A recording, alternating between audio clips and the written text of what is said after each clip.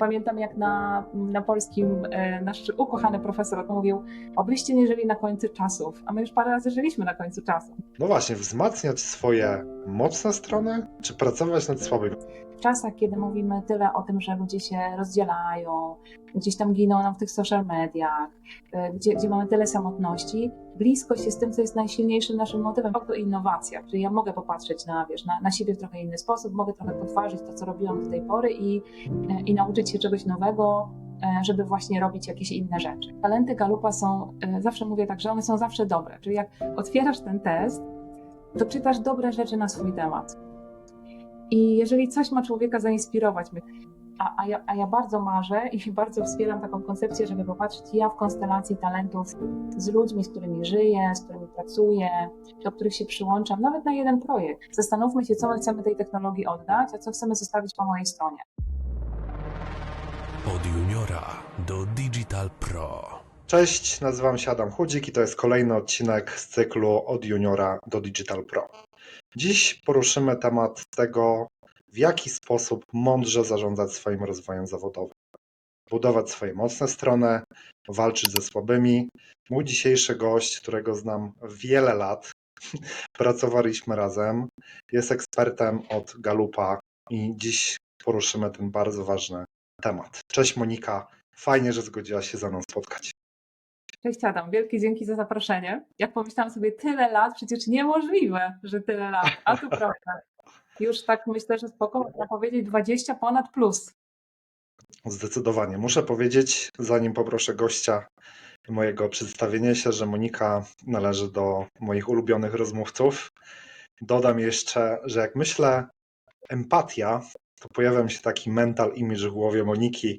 Także czeka Was, myślę, bardzo ciekawa rozmowa. Monika, na początek opowiedz trochę o tym, czym się zajmujesz i jak przebiegała Twoja kariera zawodowa.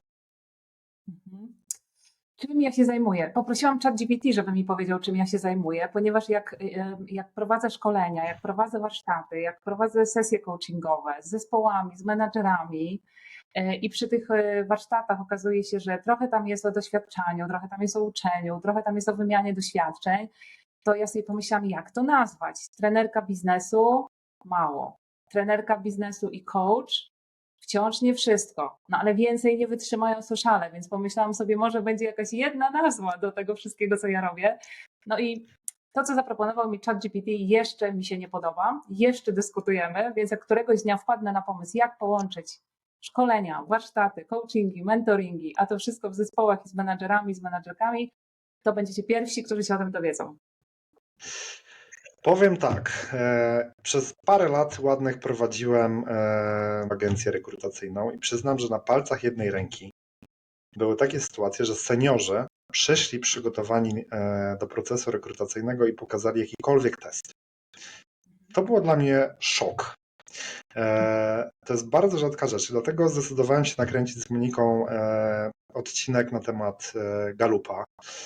Monika, powiedz na początek, bo tych testów na rynku ja zrobiłem analizę. Nawet jak agencję prowadziliśmy, zrobiliśmy taki matrix, nazywałem to, gdzie mieliśmy testy pod wszystko. Tak? Gdyby klient sobie życzył, to mogliśmy wygenerować test. Dlaczego akurat wybrałaś test Galupa, a nie DISC na przykład? Wiesz co, w ogóle jak powiedziałaś o tym przygotowaniu się na rozmowę, to ja bym powiedziała, że ja w ogóle jak odkryłam talenty Galupa dla siebie, to ja też zaczęłam patrzeć na swoją ścieżkę kariery trochę inaczej.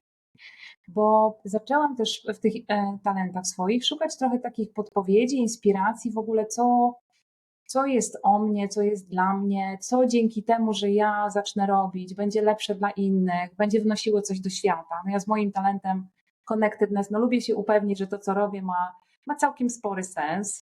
W związku z tym, jak popatrzyłam na swoje talenty, to pomyślałam sobie, no to jest to, ta praca z ludźmi, to bycie wcześniej w tych rolach menedżerskich, bo to jest właściwie core mojej działalności przez wiele, wiele lat, zanim zaczęłam wspierać menedżerów i zespoły. Wcześniej moja praca też z klientami, to było zawsze o ludziach, o takiej wrażliwości w ogóle na drugiego człowieka, ciekawości tego, co się dzieje po drugiej stronie, w takim kontakcie, wymianie. Więc jak myślę sobie, że jak ja bym się dzisiaj przygotowywała na rozmowę rekrutacyjną, to z całą pewnością bym test Galupa ze sobą zabrała i co więcej, jak się pewnie domyślasz, umiałabym nawet o tych talentach dosyć sporo opowiedzieć. I jak myślałam sobie właśnie, który test, bo to w moim przypadku była decyzja strategiczna, decydowałam się na to, żeby rozpocząć taką freelancerską swoją działalność w obrębie właśnie wspierania, to chciałam podjąć decyzję odnośnie narzędzia i szukałam takiego narzędzia, które po pierwsze będzie narzędziem już istniejącym sporo na rynku i uwaga, duży nawias, dzisiaj rano przeczytałam, że już 35 milionów ludzi na świecie zrobiło ten test Galupa. Zaliczał się w końcu do tej grupy. Brawo ty. I wiesz co, to jest naprawdę fantastyczne, jak sobie pomyślisz, że liczba ludzi, która mniej więcej odpowiada liczbie ludzi w Polsce, to wielka wyspa, jakby ich zgromadzić w jednym miejscu, to są ludzie, którzy właśnie rozumieją, na czym polegają ich gdzieś tam takie zdolności i chęci do tego, co robią w świecie, czym się zajmują, czym nieszczególnie chcą się zajmować. I to dotyczy i tego, jak myślą, i tego, jak budują relacje, i tego, jak wywierają wpływ, i tego, jak działają, więc bardzo różnych obszarów ten test dotyczy. Więc jest to taki test i to właściwie zamknę nawias i wrócę do tego zdania, które rozpoczęłam wcześniej. O właśnie, to jest mój learner i input. Mówię jednocześnie, trochę się uczę w tym zdaniu, choć staram się je skrócić. No to postawię kropkę, niech będzie.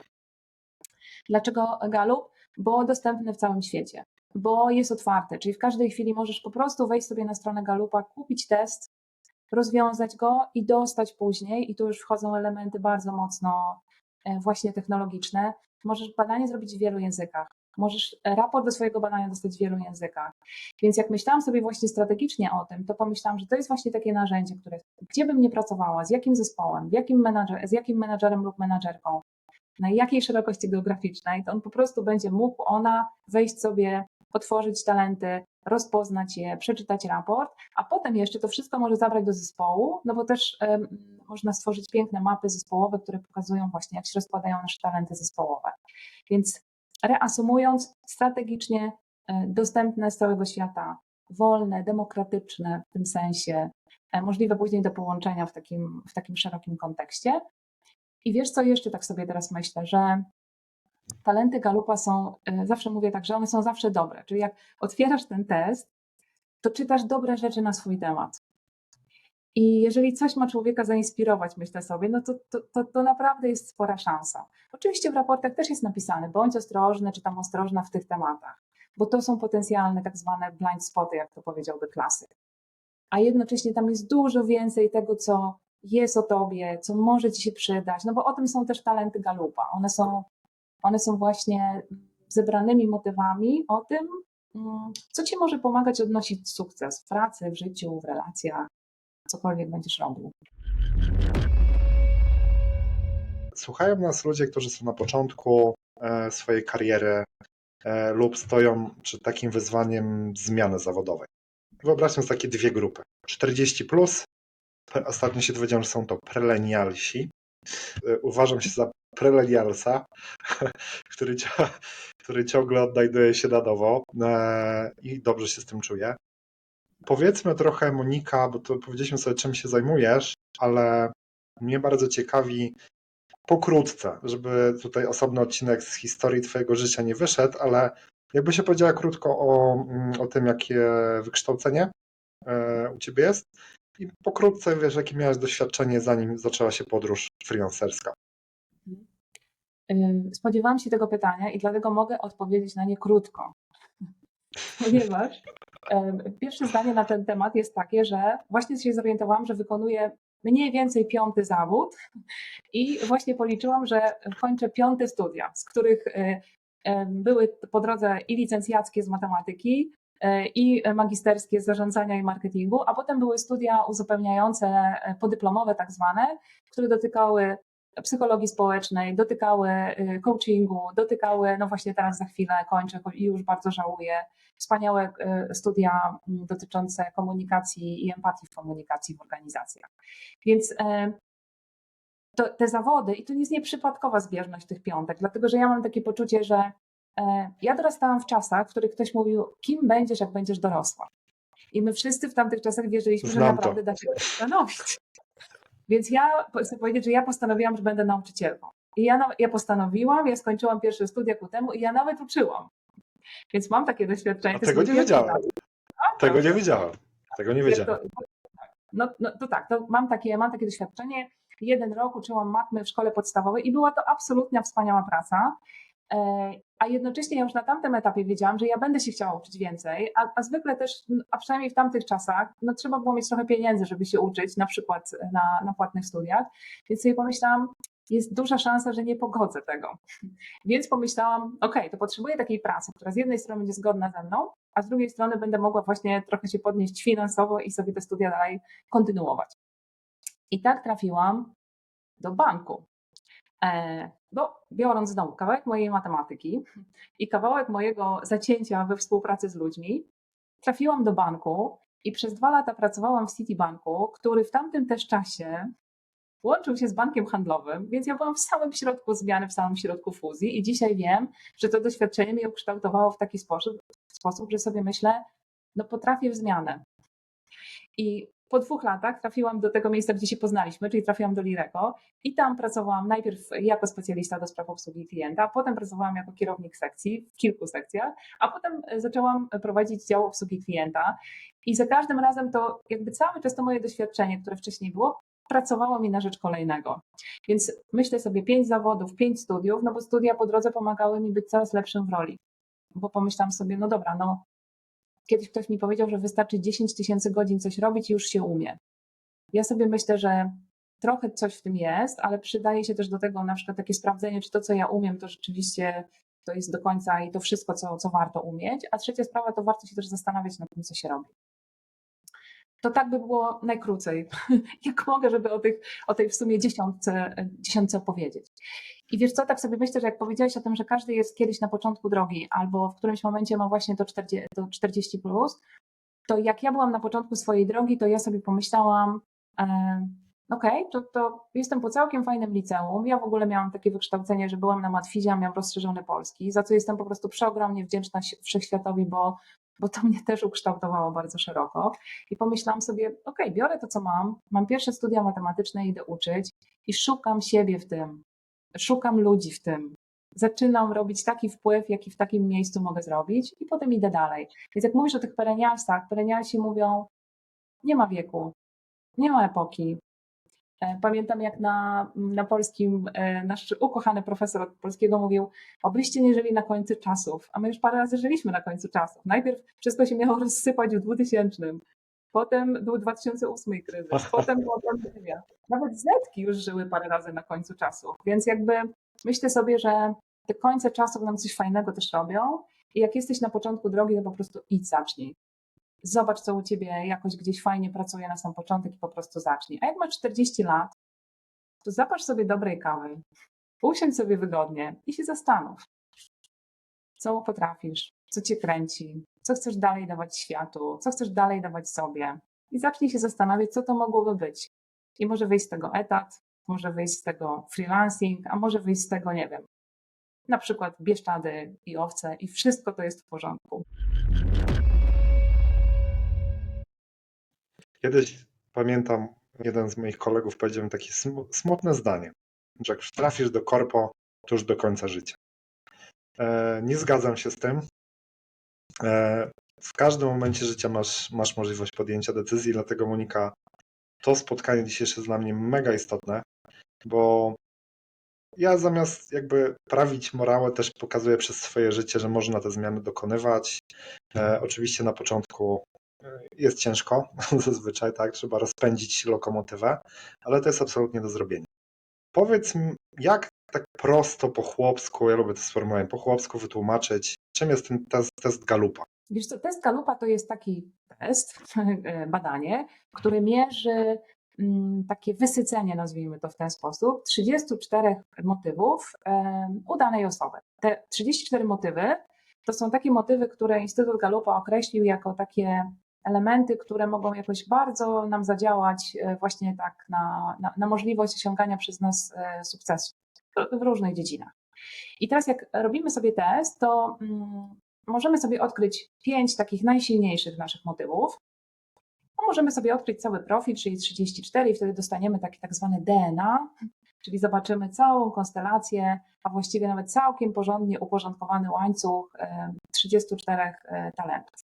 I te talenty nam powiedzą o tym, jakie są nasze wzory, trochę też nawyki, które sobie trochę wykształciliśmy w życiu, no i też śmiało trzeba powiedzieć, trochę mamy też z biologii, No bo jeśli ja na przykład jestem na skali trochę bardziej introwertyczna niż ekstrawertyczna, no to ja mogę mieć różnego rodzaju repertuar zachowań ekstrawertycznych, no ale siłą rzeczy jak wracam po szkoleniu, to potrzebuję chwilę pobyć sama i tak ma zostać, bo potrzebuję nakarmić swojego introwertyka, więc tego nie zmienię.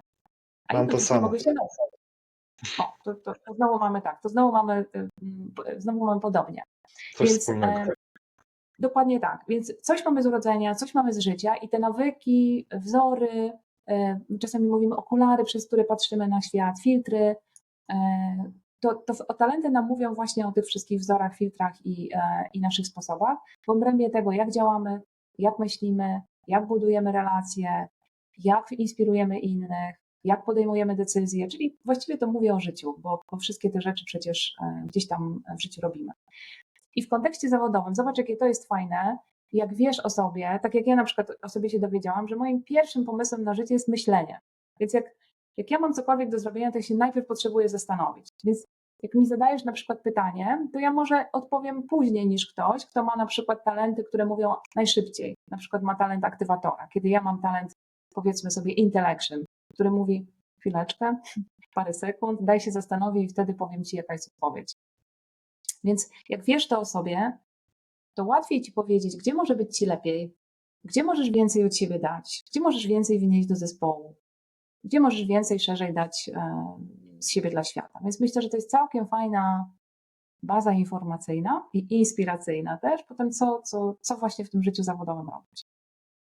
Powiem, że to jest bardzo ważne, co powiedziałaś, bo ja nie zliczę, ile przypadków było telefonów z płaczem, jak nasi znajomi, mówię znów o tym czasie, kiedy tę agencję prowadziłem, gdzie było impulsywnie podejmowana decyzja, bo ktoś dał fajną ofertę. Bez głębszego zastanowienia, co dalej, ile tam będę. No nie było tego procesu myślowego w ogóle. To jest naprawdę duży problem na rynku. Bo tych rekrutacji jakby przyszliśmy w setkach.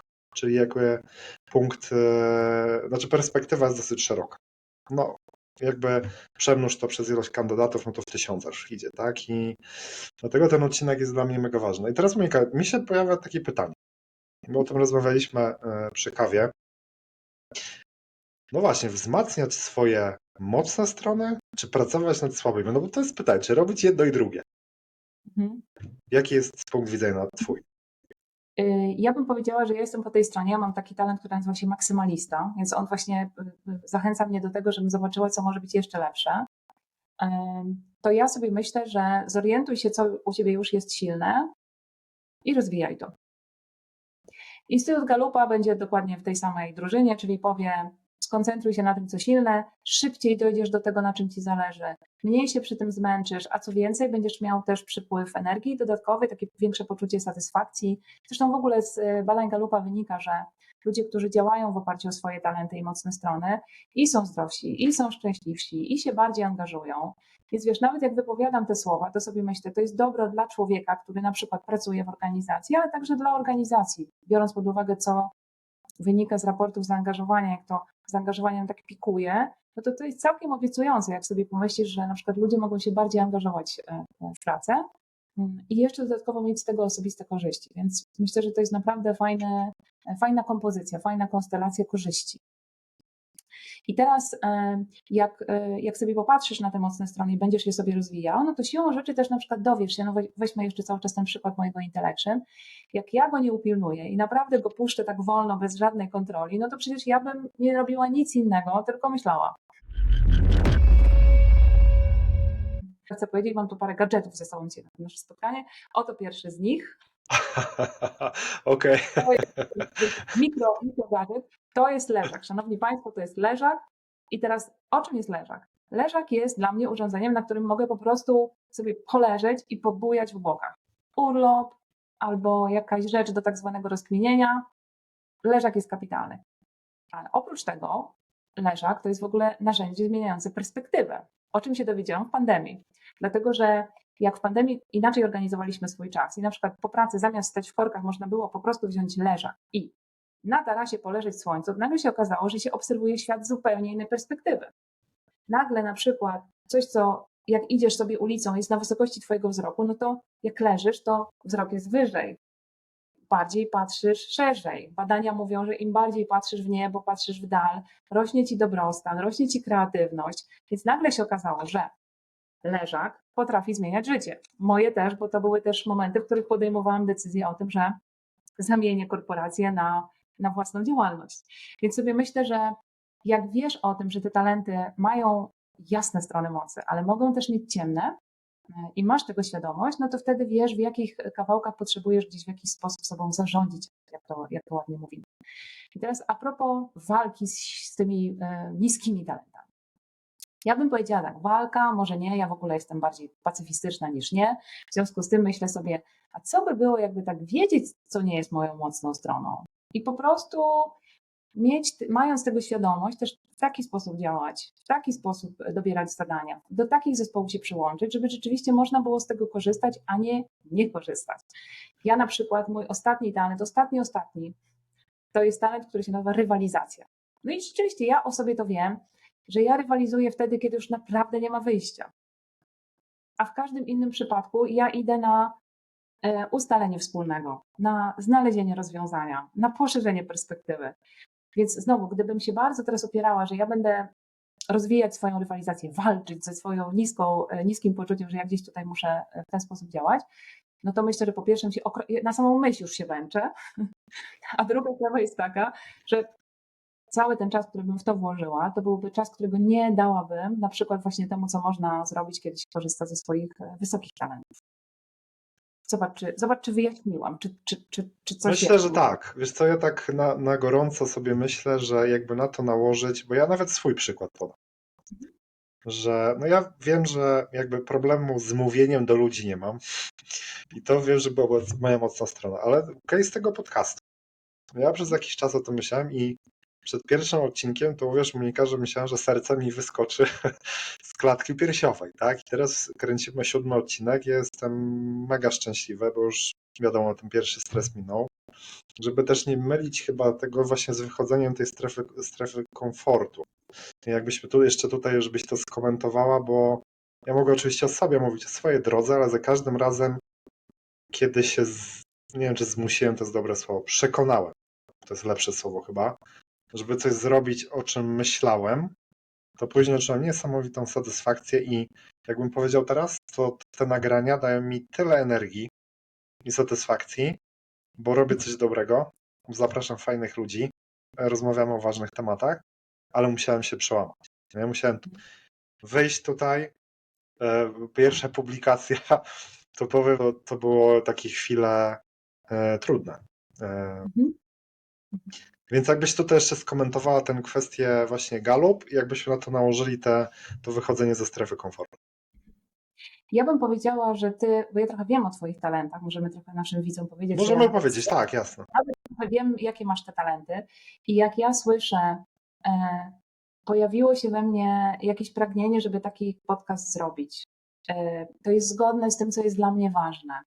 Ja się do tego przygotowałem, ja zapraszam ciekawych ludzi, ja z nimi rozmawiam, no to ja słyszę twoje talenty, bo przecież twój learner, czyli uczenie się, twoja bliskość, czyli talent relacyjny, notabene numer 1 na świecie, słuchajcie, to jest w ogóle niesamowite.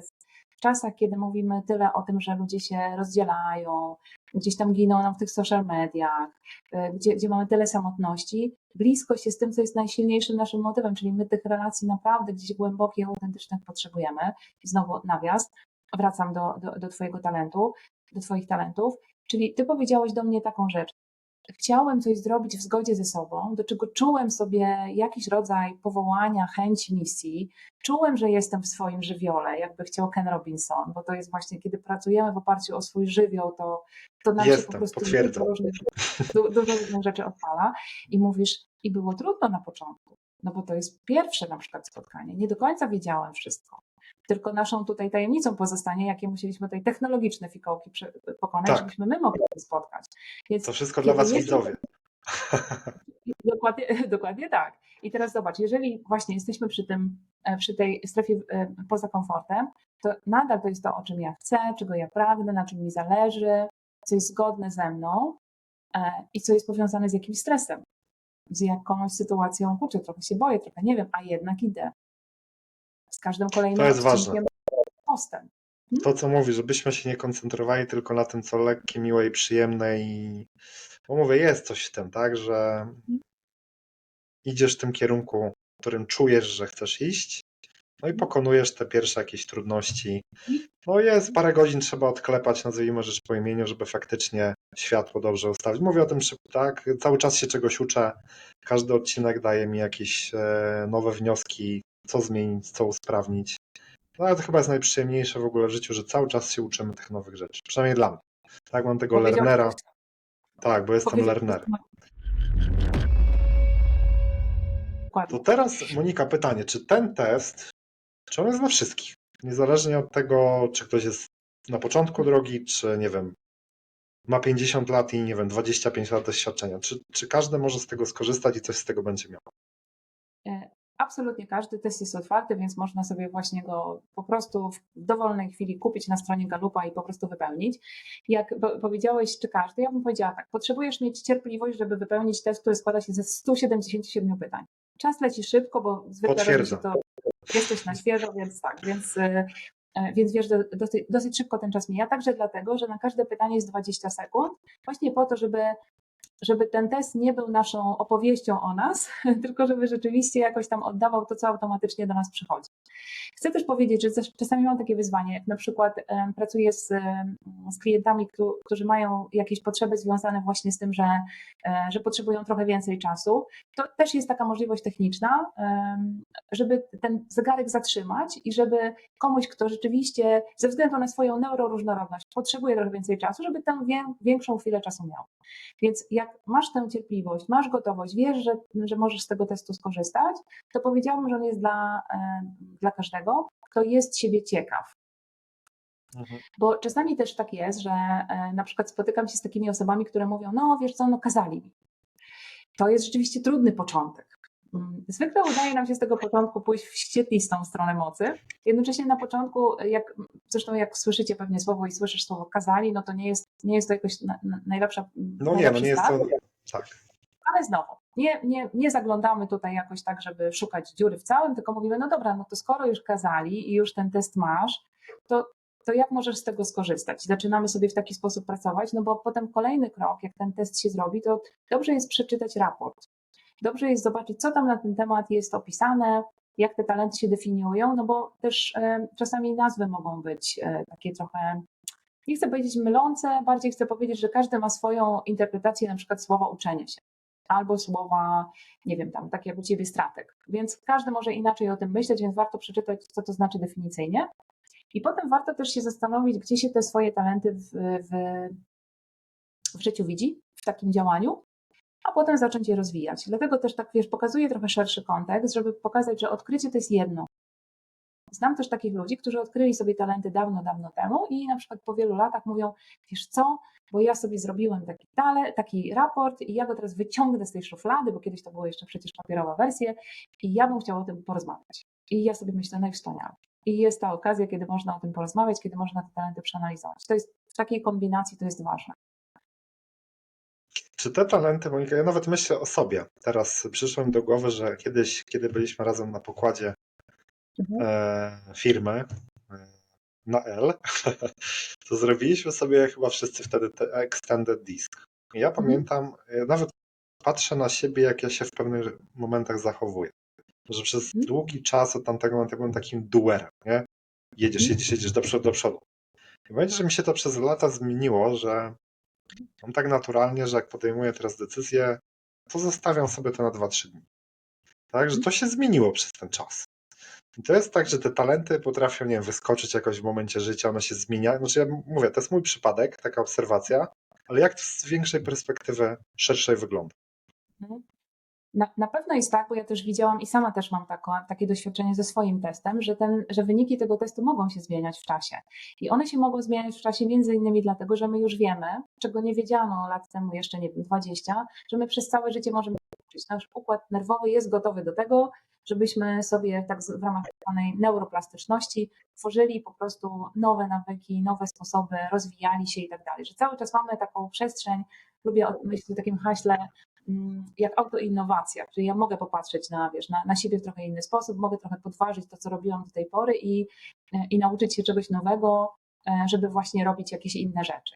I teraz to, co powiedziałeś, myślę, że w dwóch kontekstach jest mega ważne. Jak ja Ciebie pamiętam z tych dawniejszych czasów, to co widzę wspólnego z tamtymi czasami i obecnymi czasami, to ja zawsze u Ciebie widziałam taką strategiczność w myśleniu. Ty rzadko kiedy, jeśli ja Cię w ogóle kiedykolwiek widziałam w takiej sytuacji, że Ty podejmowałeś szybką decyzję w szybkiej sprawie, w szybkim, krótkim kontekście. Ty zawsze gdzieś tam ugłaśniałeś taką ideę, a jaki to będzie miało wpływ dłużej, a jaki to będzie miało wpływ na zespół. Zwłaszcza w roli menedżerskiej u Ciebie widziałam to, że to wszystko musiało się jakoś tak całościowo strategicznie złożyć. I rzeczywiście w tym kontekście w ogóle nie zdziwił mnie statek u Ciebie. Te możliwości, szerszy kontekst, to, że do różnych efektów można dochodzić różnymi drogami, to już wtedy widziałam. Dziś też widać bardzo mocno, to wiesz, to Twoje takie zasadzenie w pewnych wartościach. To też było zawsze jakoś tam bliskie dla Ciebie. I tak jak mówisz, ja robię rzeczy, które są zgodne ze mną. No to też jest znak takiego talentu, który masz i coś, co ja widzę jako taki motyw przez lata. A z całą pewnością, i to też jasno wynika, zajmowałeś się wtedy innymi rzeczami niż teraz, więc uczyłeś się innych rzeczy niż teraz. Masz teraz nowe ciekawości i możesz się uczyć i możesz je wypełniać nowymi treściami, bo coś nowego Cię, mówiąc krótko, gdzieś nakręciło pozytywnie, zainteresowało, wciągnęło w jakieś nowe obszary, więc ta zmienność może się pojawiać i w zakresie właśnie jakichś zmian talentowych, ale także tego, co nas interesuje w życiu, też naszych celów życiowych w różnych momentach. Więc myślę, że tę zmianę też warto uchwycić. I trzecia rzecz, która myślę, że też jest mega ważna, że te talenty też układają się w taką konstelację w zależności od tego, z kim pracujesz. Mówimy teraz często, otoczenie ma znaczenie. No ma jak nie wiem. Dlatego, że jak my sobie na przykład siadamy do naszych rozmów, to my często rozmawiamy na przykład o przyszłości, o różnego rodzaju właśnie strategicznych tematach, bo Ty je wrzucasz. Bo rozmawiamy sobie o tym, jak można by było pokrywać to różnymi tematami technologicznymi, bo Ty je przynosisz do rozmowy. Więc ja wtedy ze swoimi talentami mogę w tę rozmowę się wpiąć, pokazać moją perspektywę.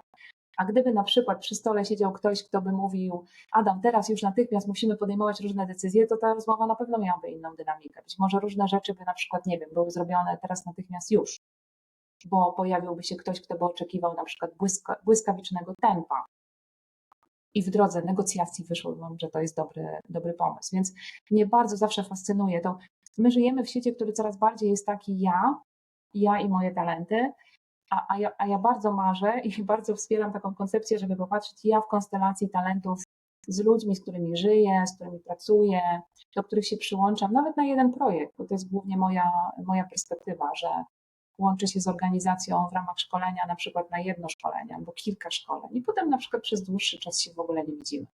Ale te ślady, które zostawimy, to jest właśnie to, co możemy zrobić razem talentowo.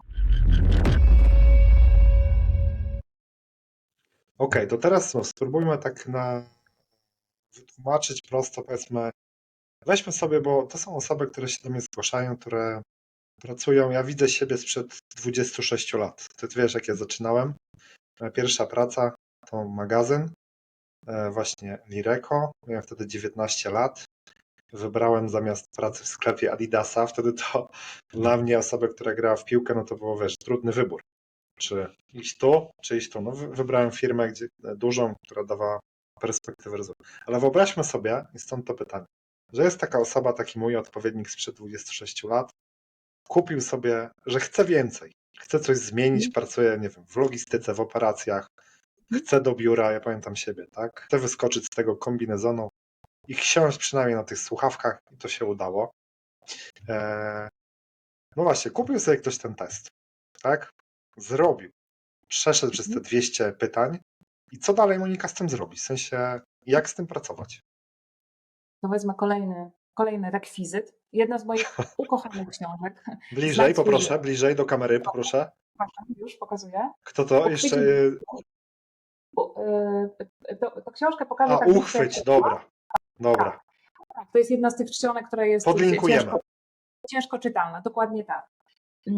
Dlaczego to jest książka, którą warto przeczytać? Bo ta książka mówi o tym, że jak znajdziesz coś takiego w życiu, ja bym powiedziała, jak będziesz w stanie przez całe życie szukać i znajdować takie rzeczy, które cię jakoś zakręcą, zainteresują, jakaś inspiracja, to może być jakiś temat, jesteśmy w przestrzeni digitalowej, jakiś kawałek digitalowy, jakiś kawałeczek jakiejś treści, którą chcesz zgłębiać, masz ochotę się w niej trochę porozpierać, pooglądać ją, nauczyć, poćwiczyć, to wtedy jesteś przy takiej energii, która mówi tak, ok, to ja się chcę teraz nauczyć, nie wiem, na przykład digital marketingu. Do tej pory nie miałem z tym żadnej styczności, ale coś tam poczytałem i to mnie jakoś wstępnie interesuje, chciałbym w tym głębiej, no to co ja mogę wtedy zrobić? Mogę sobie popatrzeć na przykład na to, jak te talenty, które ja mam, mogą mi pomóc uczyć się. Jak te talenty mogą mi pomóc, nie wiem, pójść do biblioteki, może do biblioteki to nie, ale rozejrzeć się po internecie na temat źródeł, na temat, nie wiem, digital marketingu. A może popatrzę na swoje talenty i wyjdzie mi, że kurczę, ja mogę jakieś relacje zbudować wokół tego, albo mogę poszukać sobie mentora, który na przykład jest, nie wiem, 2-3 kroki za mną, bo to też jest taka sztuka, powiedziałabym, dobierania mentorów, który chwilę temu jeszcze był tam, gdzie ja teraz jestem i może mi pomóc na przykład jakimiś swoimi wskazówkami, pytaniami, jakąś pracą ze mną, pomóc mnie w tę stronę troszkę zaprosić. Mogę też rozpocząć pracę na jakimś juniorskim stanowisku, albo w ramach jakichś praktyk, albo w ramach jakiejś, nie wiem, tam jednej którejś etatu, czy jakiegoś zlecenia, zacząć coś powoli robić. Mogę pójść na studia i się czegoś nauczyć podyplomowe. I znowu mogę popatrzeć, do czego ja będę miała największy power. Dla mnie to jest o przeszukaniu pewnie internetu i wstępnej nauce na moje konto. To byłoby pewnie mój pierwszy wybór, ale zaraz kolejny byłby szukam mentora, a zaraz kolejny byłby poszukam zadania na początek najłatwiejszego, potem trochę trudniejszego, potem jeszcze trochę trudniejszego i tak dalej, i tak dalej. I teraz myślę sobie, że to spojrzenie też w swoje talenty będzie mówiło o tym, jak ty chcesz się do tego zabrać, z kim ty chcesz się do tego zabrać, czy będziesz się uczył w pojedynkę, czy z kimś, na co jesteś jeszcze gotowy, bo też ten żywioł jest, jakby jak jesteśmy w oparciu o tym, działamy w oparciu o ten żywioł, to my jesteśmy gotowi na to, że będzie czasami trudno.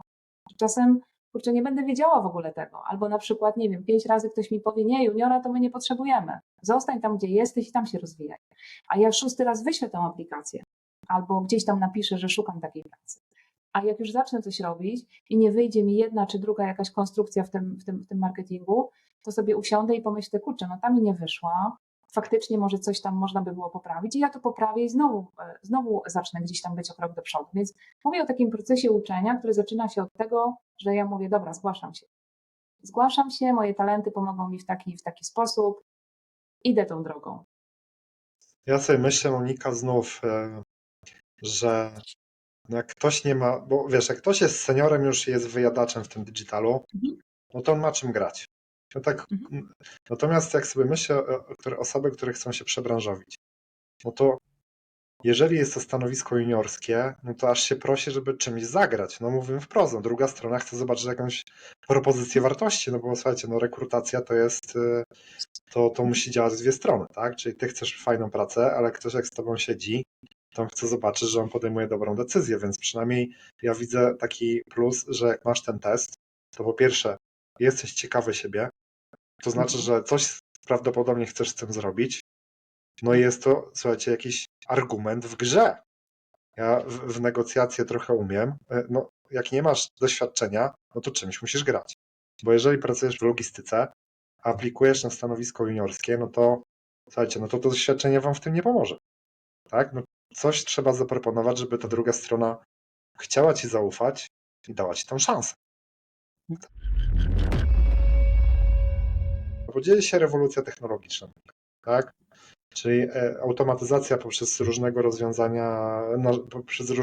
rodzaju narzędzia napędzane AI. No, ja widzę w digitalu, że sporo się dzieje, tak? Jak w ogóle ta rewolucja wpisuje się w ogóle, czy testy Gallupa w ogóle będą dalej potrzebne? Jak byś to skomentowała? Bo to jest coś, co mnie ciekawi. Wiesz co, ja myślę sobie, że warto jest w ogóle, jak się patrzy na ten nasz szybko bardzo rozwijający się świat, trochę sobie tak mentalnie podzielić, co AI-owe to AI-owi, a co boskie, może to nie jest pomyłka freudowska, a co ludzkie to człowiekowi. I myślę sobie, pamiętam w którymś momencie przeczytałam w jakimś wpisie profesor Przegalińskiej, która mówi, zastanówmy się, co my chcemy tej technologii oddać, a co chcemy zostawić po naszej stronie. I myślę sobie, że to jest w ogóle takie kluczowe pytanie, bo oczywiście w skali globalnej to my sobą możemy na to odpowiedzieć, no bo to się wszystko będzie rozwijało. Wiadomo, że ludzie, którzy rozwijają sztuczną inteligencję, po prostu uwielbiają to robić, robią to z ciekawości.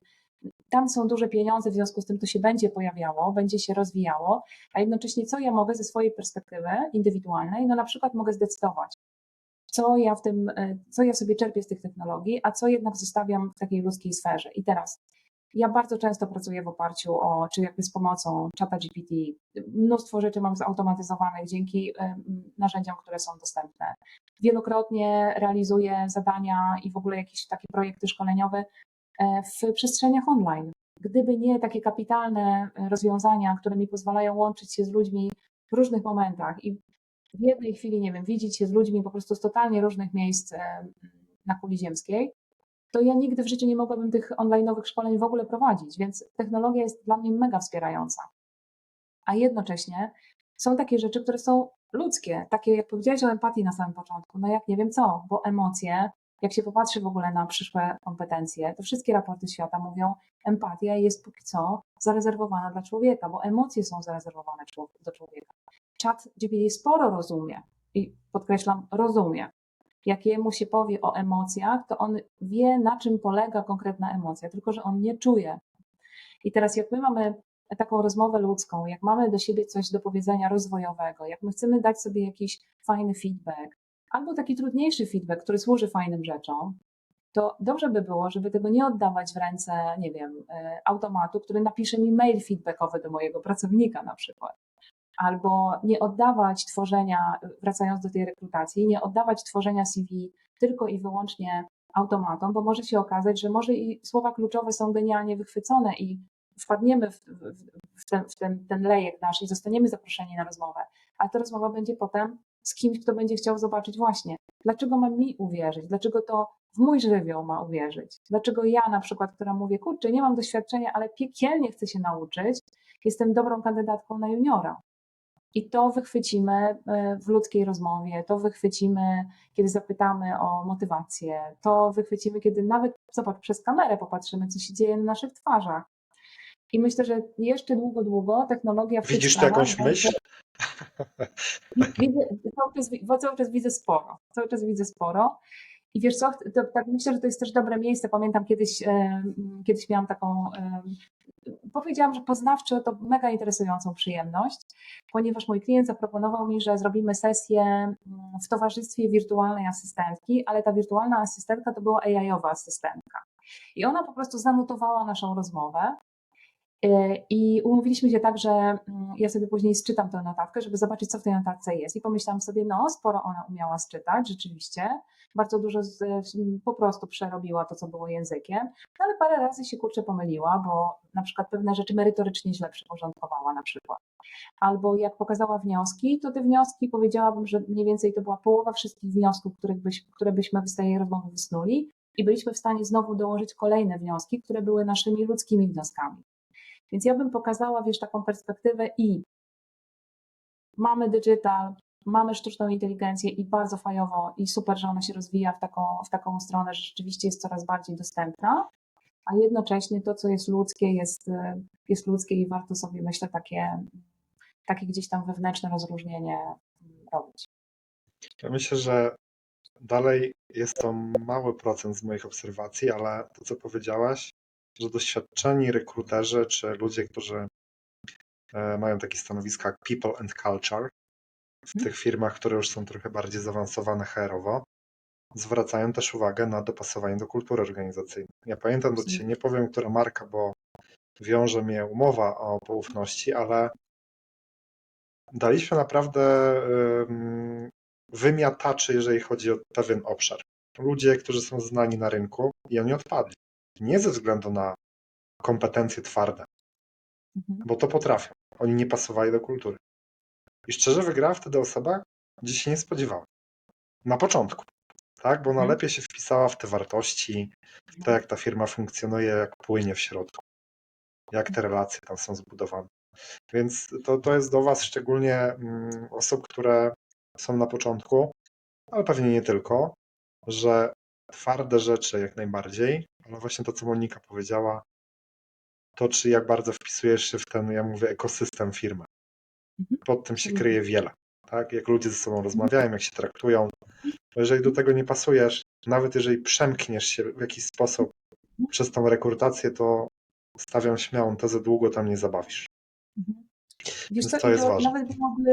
nawet to byłoby, wiesz co, nie, jak szukam jakiegoś dobrego słowa, to może nawet nie byłoby jakoś super dobre, gdybyś tam został w takiej sytuacji, dlatego że jak sobie popatrzymy w ogóle na tak zwany dobrostan w pracy, to on się składa tak z bardzo wysokiego poziomu z dwóch komponentów, czyli jakby z samej pracy, czyli takiego dopasowania do tego, że ja umiem te wszystkie techniczne rzeczy zrobić, że ja się umiem jakoś zorganizować w tej pracy, a druga rzecz to jest dopasowanie do organizacji, czyli czy ja jestem właśnie w stanie w pewnym ułożeniu różne elementy mojej pracy realizować. I może się okazać, że ktoś może być genialny w digital marketingu w firmie X i zupełnie niegenialny, chociaż kompetencje twarde te same, w środowisku Y. Więc myślę sobie, że po prostu się nie opłaca, to jest chyba dobre słowo, dla nikogo się nie opłaca, żeby tak ten stan utrzymywać. Jeżeli ma się taką refleksję, to myślę, że warto też na nią spojrzeć i z niej skorzystać. Czas tam się kończy. Ubolewam nad tym. Natomiast rynek weryfikuje te długie formaty. Gdzie można Cię zobaczyć, plus Twoje rekomendacje dotyczące, że ktoś bardzo by chciał zgłębić temat w ogóle Galupa, to gdzie zajrzeć, co śledzić, gdzie Cię zobaczyć? Mhm. Ja jestem na pewno dostępna na LinkedInie, więc zapraszam. Nie publikuję jakoś super często, ale dosyć często komentuję i też lajkuję wartościowe, czy odnoszę się do wartościowych treści, więc na pewno potem mnie też możecie poznać. Patrzę sobie, że ja też prowadzę swoją stronę www.odkryjesz.pl, więc tam też od czasu do czasu pojawiają się artykuły takie merytoryczne, można z nich korzystać. I wiesz co, i jeżeli coś obserwować, to ja bym powiedziała tak, na pewno wszystkie kanały Galupa warto obserwować. Chcę powiedzieć, że też technologia, słuchajcie, to jest w ogóle genialne, że są podcasty wspaniałe na temat talentów, które można sobie przetłumaczyć na dowolny język, także język nie jest tematem w tej sprawie, nawet jeśli podcast jest po angielsku, to jest jakby stan, od którego możemy potem dodatkowe tłumaczenie zrobić. Wszystko, co jest na LinkedInie dostępne na Instagramie, też są fajne, krótkie treści, takie inspirujące, na przykład teraz jest taka fajna seria, gdzie pojawia się jeden talent i na przykład co można, jakaś taka akcja na dzień na przykład, więc można się gdzieś tam zainspirować. Patrzę sobie jeszcze jedną rzecz, chciałam Wam pokazać. Jest genialny autor, uwielbiam go po prostu i on bada i robi różne rzeczy. Tu tytuł wyraźny, Adam Grant. Ta książka to jest w ogóle coś, co bardzo, bardzo warto w którymś momencie przeczytać. On tam też mówi o tym, że talenty to jest początek, to jest też takie zaproszenie do tego, żeby na podstawie talentów też nie podejmować decyzji rekrutacyjnych, czyli widzę, że mam tutaj taki set talentów, to przyjmuję do pracy, a jak nie mam tego setu talentów, to nie, dlatego że Adam Grant mówi, kurczę, możemy pogubić potencjał, szkoda by było, bo jedno to jest to, co właśnie mamy gdzieś tam, jest naszym naturalnym wzorem, a potem druga sprawa to, co my z tym zrobimy, jak my rozwijamy właśnie te elementy związane z żywiołem. W poprzednim spotkaniu, czy to w zależności od tego, jak będziecie słuchać, Robert Danieluk, jak rozmawialiście na temat CSR-u, mówił, że w życiu przydaje się kombinowanie i humor, w życiu CSR-owca. Bardzo to uważam jest Tak. super. I z talentami też słuchajcie, kombinowanie i humor, czyli jak ja patrzę na swoje talenty, to jak ja mogę jeszcze je włączyć do tego, co ja robię, niezależnie od tego, na którym etapie kariery jestem. I to jest taka rzecz, którą możecie sobie po prostu codziennie robić bez patrzenia w żadne źródła i bez kontaktu z coachem talentów. A druga sprawa, humor. Jak to jest w filmie Wszystko wszędzie naraz, optymizm jest naszą strategiczną koniecznością, więc powiedziałabym, że humor się naprawdę przydaje po to właśnie, żeby jak coś nie wyjdzie, to żeby próbować dalej, jak coś wychodzi, to żeby się z tego ucieszyć i gdzieś w jakiś sposób taki trochę na pozytywie to wszystko rozwijać. Więc to jest znowu to, co możecie robić w ogóle nie czytając tego, co piszę i nie kontaktując się ze mną. Mam też takie poczucie, że są rzeczy, które możemy robić sami, więc zapraszam na moje widoczności, pracujcie też sami, reflektujcie sami, nie ma to jak dobra refleksja, żeby podjąć fajne, nowe decyzje, także karierowe. Monika, bardzo dziękuję. Słuchaj, jeżeli spodobała Ci się rozmowa, daj suba. Bardzo. Co tydzień jest nowy odcinek, codziennie publikujemy nowy short z najciekawszymi momentami z rozmowy. Także dzięki wielkie i do zobaczenia za tydzień. Dziękuję za zaproszenie, do zobaczenia.